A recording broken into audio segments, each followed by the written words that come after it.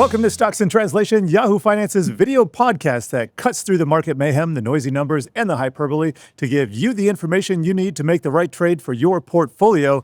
I'm Blikre, your host, and with me is the people's voice, Sydnee Freed, who's here to ask the people's questions, speaking as the people's spirit moves. First, please like, subscribe, and comment on Stocks in Translation on Spotify, Apple Music, Amazon, or YouTube.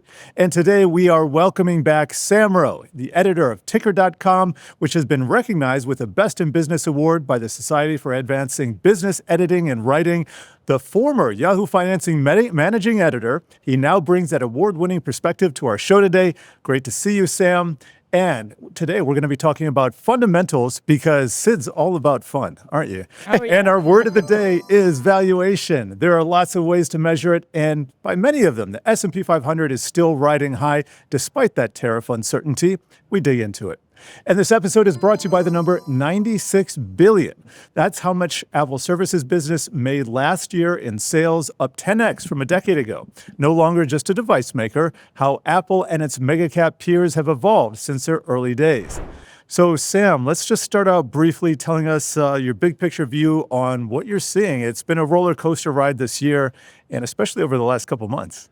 Yeah, I mean, I think I'm seeing the same thing everyone else is seeing. The stock market has recovered basically almost all of its losses, and it's probably like 1 or 2 percentage points from its all-time high again, despite all this new uncertainty that's been introduced in the last 2 or 3 months. So, yeah, at a high level, I think that's the whole story. It seems like the obvious story when you're talking about you're on Yahoo Finance or you're talking about stocks, but it's like it seems like a very notable considering all the uncertainty. Yeah, if you're just watching the headline news every night, not necessarily finance, you wouldn't suspect that we are literally 1 or 2 percentage points away from those all-time highs. Sam, you are a master of the fundamentals, and you have a CFA title. I want to get to our word of the day, which is valuation. And that is, let me get the definition here. There we go. It is the market's price tag on a company, usually stated as a multiple of its profits, sales, or cash flow. So price to earnings is one way, but another style is enterprise value. We could also use market cap, and that's based on the stock price and also the outstanding shares. But we want to stick with fundamentals today, so just give us your overview of how you think about valuation. Yeah, I mean, I think it's sort of the building blocks of how we think about value in the stock market. I think, that's kind of a tautology, but, being able to relate the price of an asset to what you get out of paying that price. And so I think it's a really important topic today as it relates to where the stock market is because, in addition to just, thinking about valuations and price earnings multiples and stuff, just with whatever the market price is and whatever earnings are projected to be, there's obviously a lot of complex topics and subtleties that go into making those calculations, right? And I think, especially when we're talking about valuations today and how they are, relatively high, are high relative to history, it raises a lot of questions as to, how we actually should be thinking about valuations when uncertainty is so high. Because usually you would think when you have a lot of uncertainty, you should get a discount, right? If the business VIX is up, stocks are down, but that's not what we're seeing. That's not what we're seeing. And so it's a question of, does this actually make any sense? But, of course, if you actually look into the history of this stuff, it rarely ever makes sense.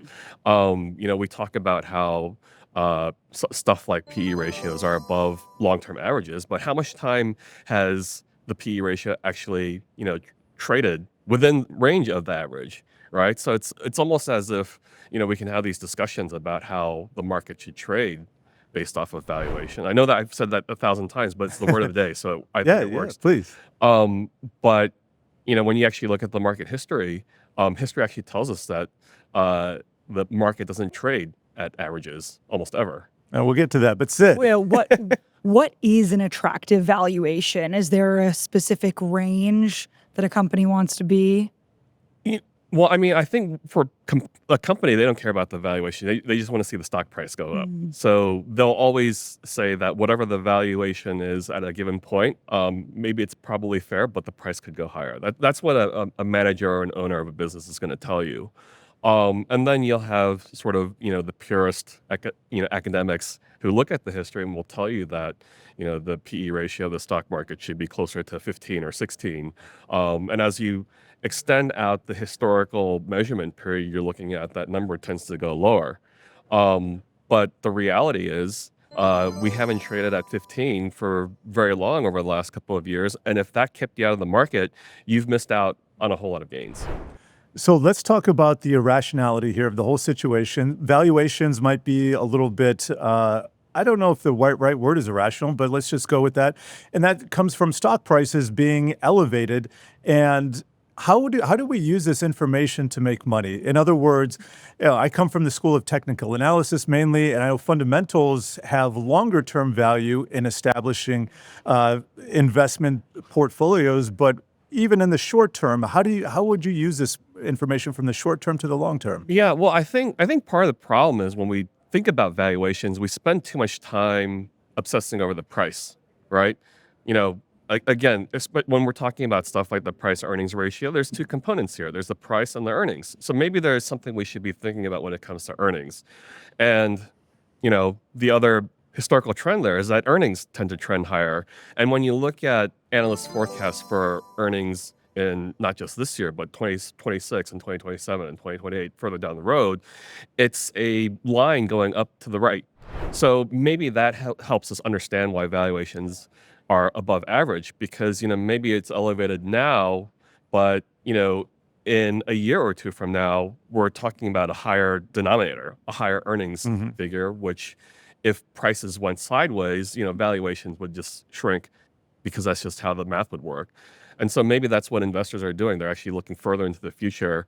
And instead of thinking of it as paying a high premium for this year's earnings, they might be thinking that they're getting a reasonable price for the next 5 or 6 years worth of earnings. Discounting. How critical is valuation when deciding whether you're investing in a stock, and does it need to be paired with other things to kind of make that decision? It's tricky. I think it depends on everybody's sort of view on risk and their risk appetite, and especially their time horizon.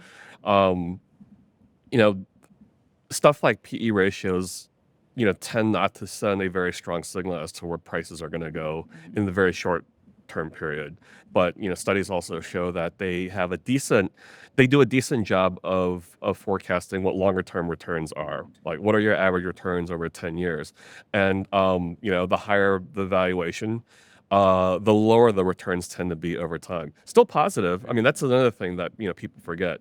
Even at 20 times earnings, which is considered a premium, you might have lower returns over the next 10 years, but those returns are still positive. I want to ask you about some of the themes that you've explored in your newsletter, The Ticker, and great writing, by the way, and great synopsis and organization. The way you lay it out, it makes me want to read more, and it's all right there in a compact email format and online. And you're talking about we've talked a lot about the hard versus the soft economic data, and I know that's something that we've been tracking and you've been writing about. So tell us about some of the surprises there, maybe. Yeah, sentiment as measured by the soft data measures has been very poor. People are really bummed out about things. Businesses are, feel really uncertain about the business outlook, and consumers are talking about how they feel like it's harder to find a job, or that they think their jobs are at risk, and they think that the economy is tanking. They think inflation is very high, et cetera, et cetera. They don't know the S&P 500 within 2 percentage points of all-time highs. Yeah. I mean, if you survey many people, they'll still tell you that maybe we're at the lows of the year. But that's just sentiment and that's perception. But the hard data continues to reflect something that's actually a little bit more positive. And that's despite how unhappy people say they are, they're still going shopping, they're still going to restaurants, they're still going to the movies, they're still planning their vacations. Reluctantly, but yes. Reluctantly, begrudgingly, whatever you want to call it. But that's what's happening. And so maybe like from a societal sentiment policy standpoint, these sentiment figures, carry some weight, because there's different ways to measure, value in your lives or happiness and all this kind of stuff. But from an investor standpoint, things tend to gravitate back toward those fundamentals, and those fundamentals are driven by what people actually do and what businesses actually do. And for now, at least, businesses are actually still investing in their businesses, and consumers are still going shopping. Is there something wrong then, though, with the way we measure soft data if it's not lining up with the hard data? No, Or are people just wrong? No, I don't, Are they all wrong? I don't know. Maybe I don't know if it's necessarily wrong. It maybe just tells us a little bit more about ourselves, right? That we do detach, our feelings from what reality are, or maybe maybe it is actually the case that we're just unhappier than we used to be. A structural change in unhappiness. That's Oh, like no. a whole other area we can go down, and maybe it's a problem that we rely as investors and policymakers, or people who think about the economy. Maybe it is a problem that we rely too much on the hard metrics. Maybe that's the problem. I'm not Note gonna. to Jay Powell. Yeah, I'm not. I don't think we're gonna solve those problems today, but at least from an investor's perspective, and that's who I write for, right? When you're thinking strictly about trying to get a return on your capital or your investment, you sort of have to live with this reality that you're investing in an environment where people might be unhappy, but you try to shut that stuff out because over the last, not just couple of months, but like the last couple of years, we've learned that soft sentiment data can detach from the hard data, which at least in recent history, has held up. Now that could flip, of course. Who knows? Because people, don't always do what they say, and maybe there's a period where everyone's happy and the economy tanks. Who knows? But for now, if we have to pick between two sets of data, you have to rely on the hard data. And that's what Powell is following. So we need to take a short break here, but coming up, we're going to be talking about mega cap business pivots and a Who Wore It Better featuring tasty frozen treats. Stay frosty.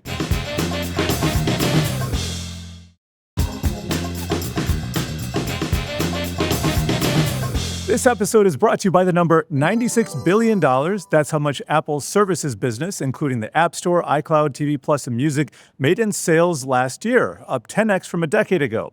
And it's a far cry from the company known years ago mostly for selling devices like the iPhone and the Mac computers and the laptops, and even further cry from the OG Apple computer that Woz and Jobs built and sold in the 1970s. And all of this leads to an interesting topic you brought up to us, which is most of these mega cap names have pivoted, and sometimes strongly and sometimes multiple times over the years from their original businesses. Yeah, I think it's an incredibly fascinating and incredibly important story to be told and explored, especially from an investor's perspective, right?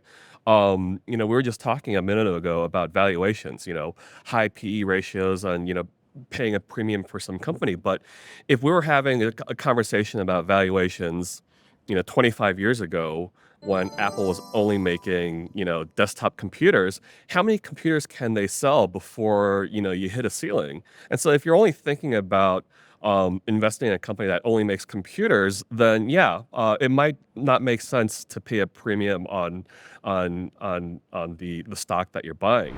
But if you can be a little bit more imaginative, and if you understand that this is a company that understands change and tweaks its business model as the world changes and as it reaches a saturation point, then you can begin to imagine a path where a company can continue to grow earnings like Apple has and turn into a multi-trillion-dollar company. I was going to say, it seems like a good sign to me as an investor if you're actively seeing a company can change with technology and with the times versus someone who their product doesn't work and they kind of just flounder, right? Sure, yeah. I mean, I think the most classic example of this is Netflix, All right? DVDs. Yeah, and DVDs was the disruption, right? Well, mail DVDs is was a disruption. You start with videotapes, and then that goes to DVDs, which is its And own. videotapes were disrupting too. I mean, everything's just this big cycle of disruption. Exactly, and it's like at that time, this is the greatest thing that you see, and it's so hard to imagine a world where the way you consume, media for example, with Netflix, that all that stuff could change. So going from, disrupting Blockbuster and then mailing people DVDs and then deciding that, we're taking gonna DVD scrap that. Yeah, we're going to scrap that and we're going to start streaming. And then in addition to that, we're going to start creating content. Again, if you were to rewind back to 20 years ago when it's just DVDs, it's hard to imagine a company getting as big as where Netflix is today. I mean, you see a lot of volatility there, but that business model just keeps changing. Yeah, I mean, I remember some of the takedowns in real time saying Reed lost it. But I did have something prepared, and this is just a Mag 7, and I'll go through some of the highlights here. So we already talked about Apple. I mean, Microsoft, they're almost as old as Apple, and they started out in PC operating systems. Now it's the cloud is their biggest gainer. They're a software services company. Amazon started out in books, and now it's all about the cloud again and ads. And plus, they sell everything in the universe. Alphabet, again, another cloud story, but they started out as a search engine, and now it's the search engine is a tool, but it's about selling ads. And NVIDIA, from gaming GPUs to AI data center GPUs. And Meta's an interesting one. Facebook, they're still involved in social, but it's an ad company now. I think the famous line from Mr. Zuckerberg is, "We sell ads, sir," in front of Congress. And Tesla, well, maybe Tesla is one of the few that really hasn't changed so much. It was kind of a niche company with the electric roadster, and now they mass market EVs and I guess energy too. Sure.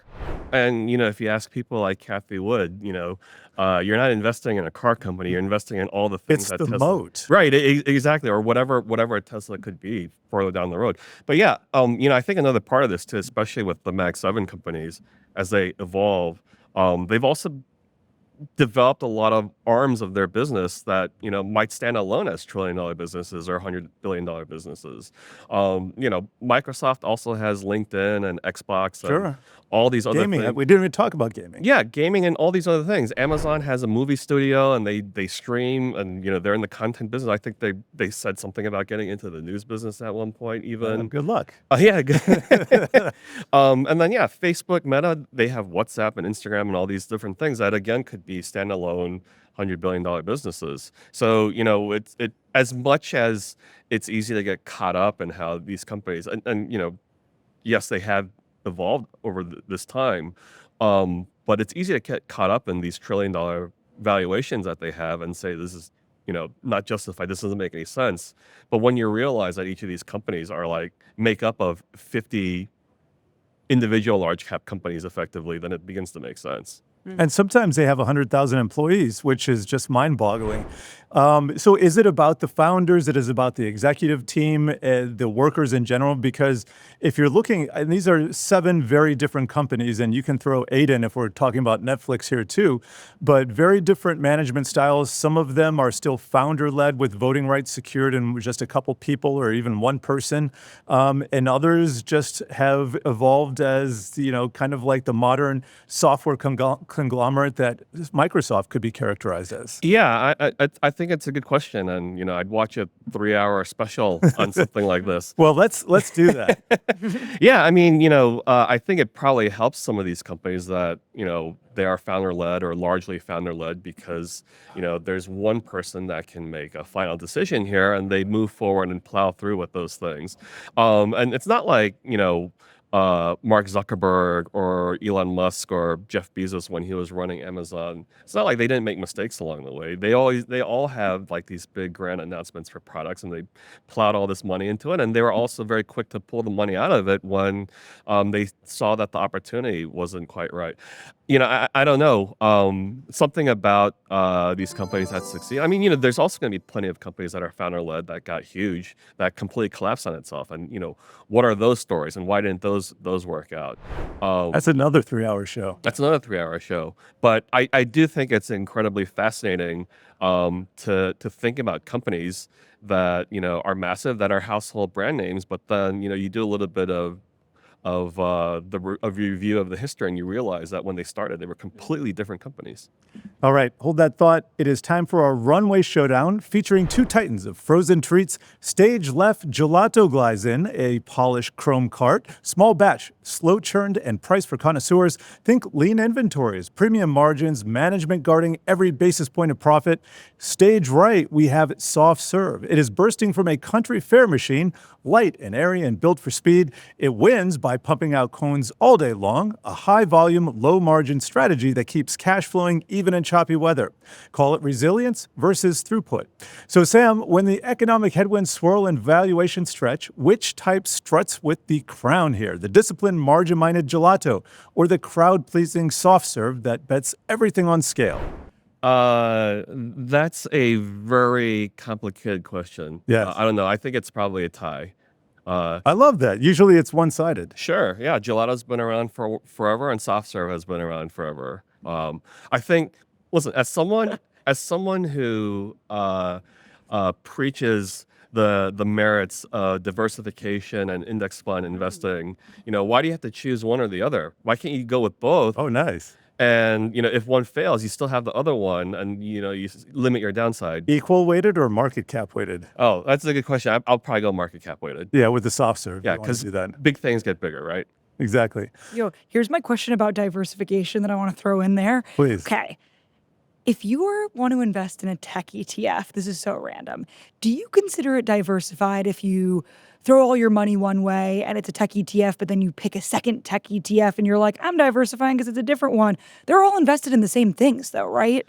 Yeah, I mean, again, it depends on what you're looking for in terms of the nature of that diversification. It could be like if you're buying the same indexes from two different funds, then you're not getting any additional diversification. If one's weighted differently and another is weighted, if one's weighted based off of market cap and the other one is, equal weighted, or, there's different cap sizes, then yeah, maybe you get some more diversification at a micro level, but you're still in the same industry. Even if it were different industries, and if you bought two ETFs, you're still allocated into the stock market. So, depends on what kind of diversification are you looking for. Is it sector level? Is it market cap? Is it industry? Is it the asset class? Maybe it should be in bonds. And then maybe even beyond that, like, is it just financial assets that you should be invested in? I'm basically fascinated with like how you do this, play the stock market, but through ETFs only, and like try to pick them, you know what I mean? Sure, yeah. And, I think there's a lot of literature that shows, it depends on what you're trying to achieve when it comes to risk and return and what your time horizons are. But the consensus in the literature says it's very hard to beat just a straight S&P 500 index fund. And on that Warren Buffett note, we are going to end things here at Stocks in Translation. Be sure to check out all our other episodes on the Yahoo Finance site and your favorite podcast platform. We'll see you next time.